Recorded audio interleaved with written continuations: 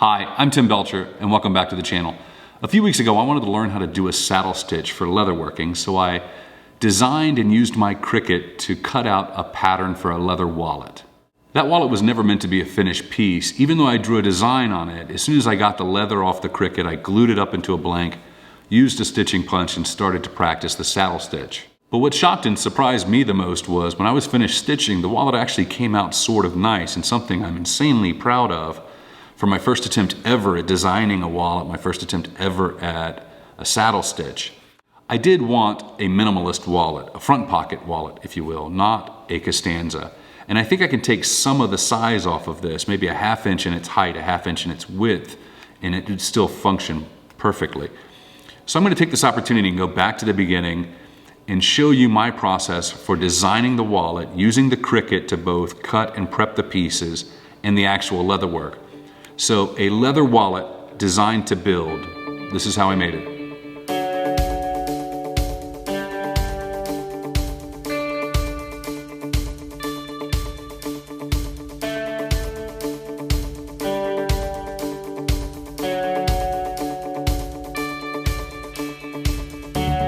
I didn't save my original design for the wallet. As I said, I never meant it to be anything other than a test piece or a learning experience. I did have my original exports for the Cricut though, so I have them here and I'm simply drawing some lines to get some measurements. I've seen quite a few posts in Facebook groups or other forums where people ask for designs or patterns when they see leatherworking projects. And while that's fine, with the Cricut, I don't think for most basic projects you need it. If you're new to any form of digital design, don't let it intimidate you. This wallet, for example, is just an amalgamation of several I had seen in the forums that I liked, and as far as the design, it's simply a few basic rectangles layered on top of each other. I'm using Affinity Designer primarily because it's a cheap alternative to Adobe Illustrator, but for Illustrator, Affinity, or free options like Inkscape, the workflow is very similar. I set my document size to 11 inches by 11 inches for the Cricut, and I started with some idea of how big I wanted the wallet to be, which I got from the previous design. And then I'm going to Google how big a credit card is and draw one so I can use it for scale. I'll measure out a pocket from the old design and add that to the new one as well. Every shape will have its own layer, so I can order them to see how things fit. Now for the first time you can see me playing with stitching lines. I know almost every piece will have stitch lines around them, and I want those to be about 3 millimeters from the edge. That's about 0.118 inches, so I'm adding an offset at that distance to the pocket shape. That internal line then lets me start to play around with the size of the pocket, to start to remove some of the width and height. The pocket will actually drive the size of the entire wallet. I'll shrink the pocket, redraw the offset, and just play with the design until I get the smallest pocket I think will allow for a couple of credit cards after the stitching. I will add a second pocket and adjust its position with the credit card, and that will in turn let me start to adjust the height of the wallet itself. I can create a copy of those pockets to not only visualize the entire inside of the wallet, but actually adjust the width of the overall wallet as well. Now we're starting to get somewhere. We need an inside liner for the pockets on the left and the right. And we have the basic design of the wallet done. I'm going to hide those pocket layers and work for a moment on the outside of the wallet. You can see I've already added my stitching lines, and now I'm going to use that stitching offset as a layer mask for an image I have of a gear pattern. This is going to be different in whichever software you're using, but if you search YouTube for layer mask in your software, you'll find easy tutorials. I'm also going to add my logo layered over a white circle to create some separation from that gear pattern and center that on the right side of the wallet, which will end up being the front. For someone new to design, some of this may be a bit tricky, but again, it's simply layering different shapes onto one another, controlling which layers are on top, grouping them, and then placing them where you want. Finally, I did spend a slightly embarrassing amount of time trying to add some little profile to the pockets. With these colors I chose for the layers, anything I did had some kind of Wonder Woman vibe to it, and eventually I just gave up and went with it. I'm not going to spend a lot of time talking about getting these designs into the Cricut design space. It was a fairly simple process of hiding all the layers except the ones I wanted to export, selecting those layers and exporting the selection as an SVG without the background. I'd imagine this is a familiar process with any Cricut user. I will say, however, that when importing into the design space, it seems to assign a completely random size to the import. So I'd keep Affinity Designer open and would resize the import according to what Affinity told me the original size was. Also, for the pockets and internal pieces, I did use the engraving tool to etch the stitching lines.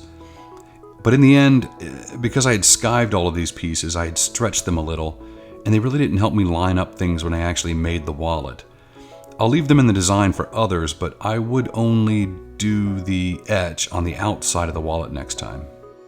I removed the colored layer, and I set the engraving path to engrave, and then regrouped each piece and attached them.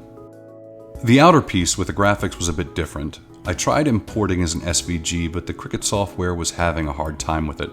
It was taking quite a while to process. Instead, I imported the cut and engrave lines and sized them, and then imported the graphic as a PNG. I sized it correctly and aligned it with the cut line by the center, set the draw layer and the engrave layer, and then grouped and attached. I find when using the Cricut to cut leather, not only is holding it firmly down sometimes a problem, but a single piece of leather put rough side down will ruin a mat. A strong transfer tape applied first can fix both of these problems. A lot of people will recommend cutting the finished side down. I prefer to use the transfer paper and cut the finished side up. Not only does that provide less of a chance to transfer adhesive to your finished side, but if the cut does not go through all the way, I'd rather have the finished side have the cleaner edge. I like the look of this leather, but to be honest, I don't know what type it is. It actually came from an Amazon scrap box, which is a fairly cheap way to get small scraps of various types of leathers. This, however, is a roll of clean 2-pound leather I purchased from Weaver. You can see that the small strip left between the cuts started to roll and raise up. I should have left more leather between the cuts to prevent this, but the cut completed fine. I'm using the 4-pound leather cut setting, even though I think this leather's a bit thinner than that. I also like to press the Cricut button for one additional pass to help get clean bottom edges, but in this case I couldn't because of the lifting, and that left the edges a bit rough.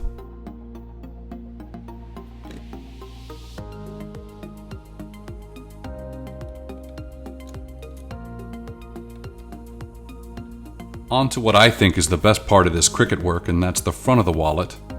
It asks for a pen and the engraving head first, and later the knife blade. I don't know what it is about watching a pen plotter, but I find it fascinating. I did an entire video a few weeks back about the process of drawing on leather and finding a way to finish the leather without smearing the ink, or in the case of this black ink, stopping it from turning blue with a finish coat. I'll link that video below, so if you plan on doing a project like this, I highly recommend you watch that video first. I mentioned earlier that I skived those internal pieces, which means I thinned down the back of the leather with a skiving knife. It simply makes the edges of the wallet a bit thinner and provides a cleaner look. I didn't show that here mostly because I was terrible at it. I took my time, but ended up almost shaving the leather away rather than cutting it. I'll link to a video that I used that seemed to help in the description. Onto the airbrush, which is part of that solution in providing leather finish without messing up the ink. And I'm going to make sure to give the backs of all the veg tan pieces a deep coat. A small strip of the center portion of the back of the outer piece of the wallet will be visible in the final product, as I'm not using a full liner. And after a little dry time, I made sure to give the red finished sides a good spray of a clear acrylic top coat. I burnished the top edges of the inner red pockets and applied a red edge paint just to give it a cleaner look. Then it was time to glue up the pockets and the liners. I marked the leather in the back so I knew where not to place the contact cement. To be honest, I was a bit nervous on this part, given there's a fairly instant connection. Looking back though, it was all fairly simple and nothing a few passes with an X-Acto knife couldn't fix.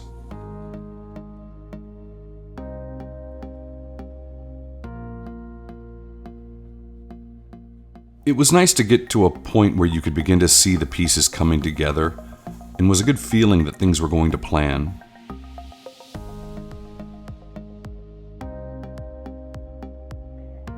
Each interior side of the pocket panels needed to be stitched and finished prior to attaching them to the outer wallet.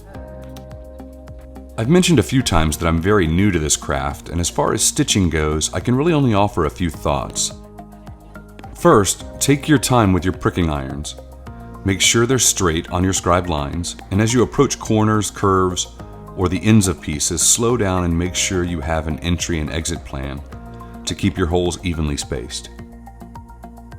I think that this step really is the key to clean stitching lines. Secondly, you are likely going to backstitch a few holes at the end of your job, so pick a place where that backstitching will help. In the case of these pocket panels, I decided to backstitch at the top, where I thought there would be more of a tendency to come apart. And lastly, don't look to me or this video for instruction on how to saddle stitch. I was very slow, and my technique, if you can call it that, is nothing you want to emulate. I'll link to much better videos I use down below. I ended up backstitching about 4 holes to make sure I covered the top pocket and got into the lower one.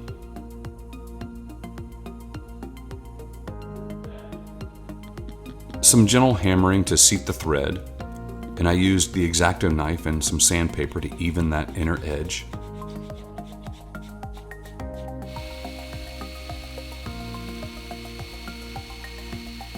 I used some water and then some Tokonol and a burnishing tool to slick back the edge before applying a coat of that red edge paint. I would just keep working the edge gently until it looked like it had a solid texture. Then the edge paint would actually give it one.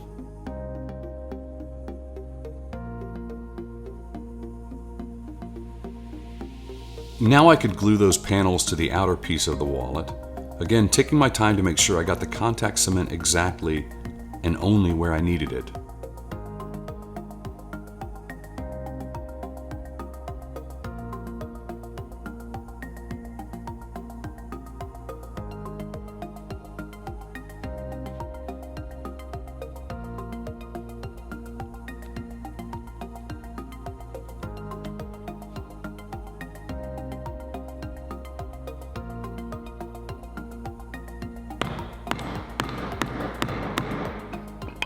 I started at one corner of the wallet and simply took my time as I went around, using the last 2 holes of my previous punch as guides for the next.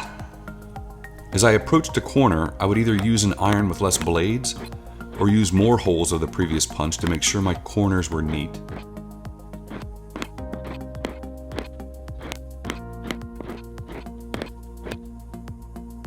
I have read that you need 3 times the length in thread of your piece, and I've also read 4. I used 5, and still for the first half of the stitching, I get some anxiety that I didn't use enough, but there ended up being plenty of excess. I chose to start my stitch just inside one of the panels on the bottom, so that my back stitch would cover the thinnest part of the bottom center and reinforce both of the panels on the bottom. I started off just doing this on the table and occasionally in my lap, and after about 30 minutes I called it a night on this project. The next morning I took out a stitching pony I had ordered on Amazon and clamped it to the table, and this really helped keep the wallet in place, and the stitching went much faster.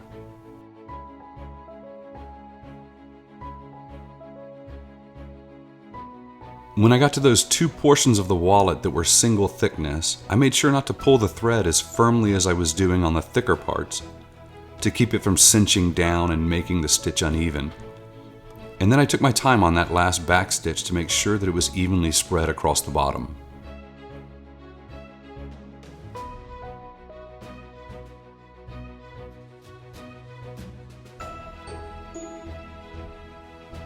I finished the edges in much the same way I showed you on the panels. I slicked the edges first with water and then with Tokonol using that burnishing tool. Then I carefully applied the edge paint and the project was done. I hope you enjoyed this project. I know this one was longer and more in depth than most of my videos, but with this design to build concept, I wanted a single video that went through the entire process. Something hopefully someone could use to follow along start to finish. I have become convinced that the Cricut may be the best entry point into leatherworking, at least for those people that are digitally inclined. Much of what you saw me do here, I did for the very first time. I say that not to pat myself on the back, but to let you know that if you've been on the fence about working with leather, jump in. I've built a lot of things in the past that I'm proud of, but there's something special about making something you carry every day. Something to spread that feeling out every time you go to grab it. If you like this or found it helpful, please consider subscribing and let me know down in the comments. And as always, thanks for watching.